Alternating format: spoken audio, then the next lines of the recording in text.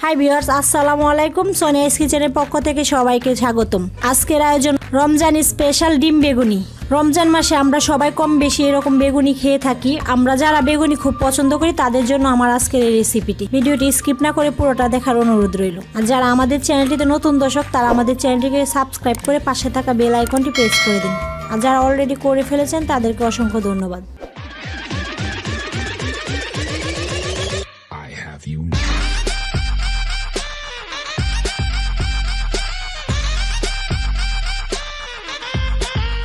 ডিম বেগুনি তৈরি করার জন্য আমরা প্রথমে নিয়ে নিয়েছি বেগুন। আর বেগুনটা আমি একটু লম্বা সাইজের বেগুন নিয়ে নিয়েছি। টুকরোগুলো বেশি মোটা করি না, বেশি পাতলা করে এরকম সাইজের করে কেটে নিয়েছি।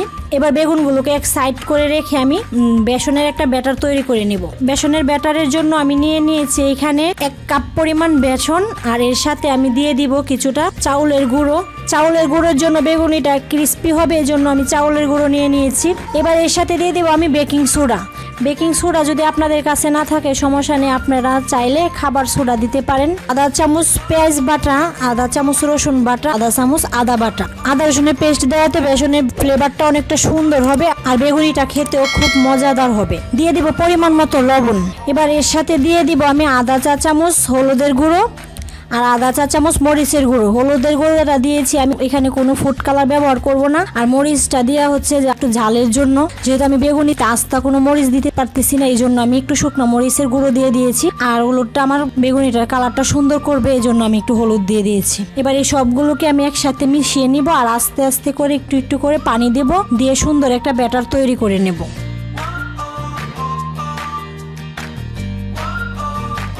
এবার এর সাথে দিয়ে দিব আমি একটি ডিম। এবার এটাকে একটু ভালোভাবে মিশিয়ে নেব। ভালোভাবে মিশিয়ে এর সাথে আমি অল্প অল্প করে পানি দিয়ে পারফেক্ট একটা ব্যাটার তৈরি করে নেব। ধীরে ধীরে মিশাতে হবে আর অল্প অল্প করে পানি দিতে হবে, তা না হলে ব্যাটারটা বেশি পাতলা হয়ে যাবে।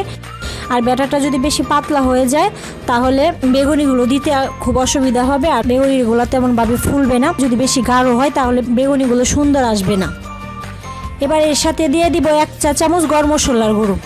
এবার গরম মশলা গুঁড়োটা দেওয়ার পর এটাকে আমি ভালোভাবে নাড়িয়ে মিশিয়ে নেব আর খুব ভালোভাবে নাড়াতে হবে। আমি কিন্তু ব্যাটারটা ততটা পাতলা করিনি, আমি ব্যাটারটা দেখুন কীরকমভাবে করে নিয়েছি। আমি আপনাদেরকে একটু উঠিয়ে দেখাচ্ছি ব্যাটারটা।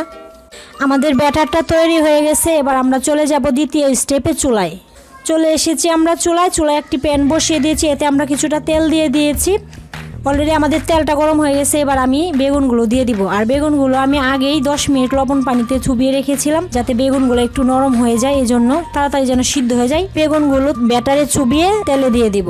আমাদের চুলাটা মিডিয়াম লোতে থাকবে, তা না হলে বেগুনিগুলো উপর দিয়ে পুড়ে যাবে আর ভিতর দিয়ে বেগুনগুলো কাঁচা থেকে যাবে। আর একইভাবে সবগুলা বেগুন আমরা ভেজে নেব।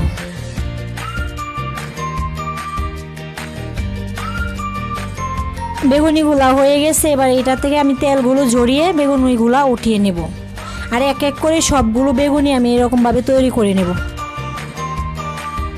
তো ভিউয়ার্স, তৈরি হয়ে গেল আমাদের ডিম দিয়ে পারফেক্ট মচমচে ফুলকো বেগুনি। আমার এই রেসিপিটি যদি আপনারা ফলো করেন তাহলে আপনারাও খুব সহজে তৈরি করতে পারেন ডিম দিয়ে পারফেক্ট ফুলকো বেগুনি। আমি একটি বেগুনি আপনাদেরকে ভেঙে দেখাচ্ছি।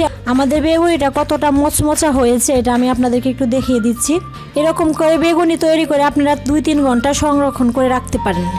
আমার আজকের এই রেসিপিটি যদি আপনাদের ভালো লেগে থাকে তাহলে অবশ্যই লাইক, কমেন্ট ও বন্ধু বান্ধবের সাথে শেয়ার করতে ভুলবেন না। আজকের মতো এই পর্যন্তই। দেখা হবে আবারও নতুন কোনো রেসিপি নিয়ে নতুন কোনো সময়। সে পর্যন্ত ভালো থাকুন, সুস্থ থাকুন। আল্লাহ হাফেজ।